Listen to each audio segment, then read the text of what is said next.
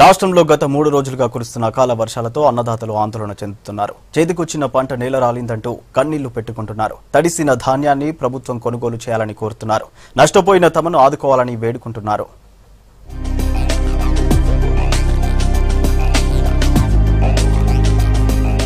అకాల వర్షాలు అన్నదాతలకు కన్నీళ్లు మిగిల్చాయి.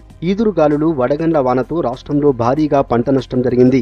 జగిత్యాల జిల్లాలోని మేడిపల్లి, కొండాపూర్, లింగంపేట, మన్నెగూడెం, గోవిందారం, భీమారం, కాదారంతో పాటు చాలా ప్రాంతాల్లో వడగళ్ల వానకు దాదాపు 600 ఎకరాల వరి పంట, 250 ఎకరాల మామిడికాయలు నేలరాలాయి. అటు మేడిపల్లి మండలంలో 285 ఎకరాలు, జగిత్యాల రూరల్ మండలంలో 322 ఎకరాల వరి ధాన్యం నష్టం జరిగినట్లు తెలుస్తోంది. ఈ 3 ఎకరాల పొలంలో ఈ రకంగా జరిగింది. మొత్తానికి నిన్న వర్షం పడ్డది, నిన్న ఏం లేదు.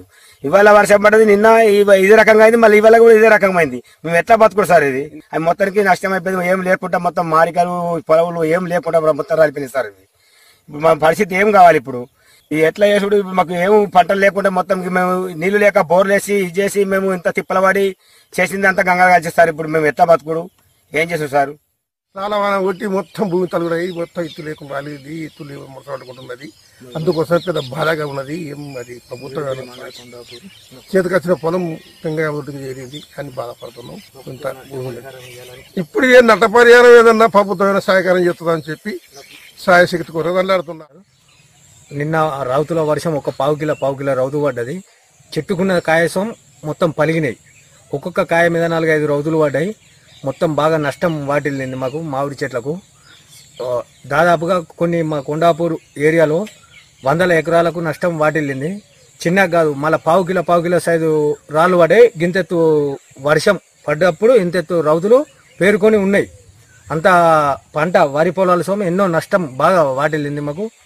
దాని గురించి ఏదైనా ప్రభుత్వం చర్య తీసుకుంటే. యాదాద్రి జిల్లాలో అకాల వర్షాలతో నష్టపోయిన పంటలను పరిశీలించారు బీజేపీ నేత కిషన్ రెడ్డి. పంట నష్టపోయిన రైతులను ఓదార్చారు. సీఎం కేసీఆర్ కు ఎన్నికలపై ఉన్న శ్రద్ధ పంట నష్టపోయిన రైతులపై లేదని విమర్శించారు. వర్షాలతో మామిడి, వరి పంటలకు తీవ్ర నష్టం జరిగినా ప్రభుత్వం పట్టించుకోవడం లేదని మండిపడ్డారు. రాష్ట్రంలో పంట నష్టం వివరాలు సేకరించి గవర్నర్, సీఎంకు అందిస్తామన్నారు. ప్రభుత్వం రైతులకు నష్టపరిహారం ఇచ్చేంత వరకు పోరాడుతామన్నారు. మేము రైతు బంధు పెట్టాము, అన్నిటికీ సకల రోగ నివారణి రైతు బంధు అనే విధంగా ముఖ్యమంత్రి గారు వివరిస్తా ఉన్నారు. నేను ముఖ్యమంత్రి గారిని ప్రశ్నిస్తున్నాను.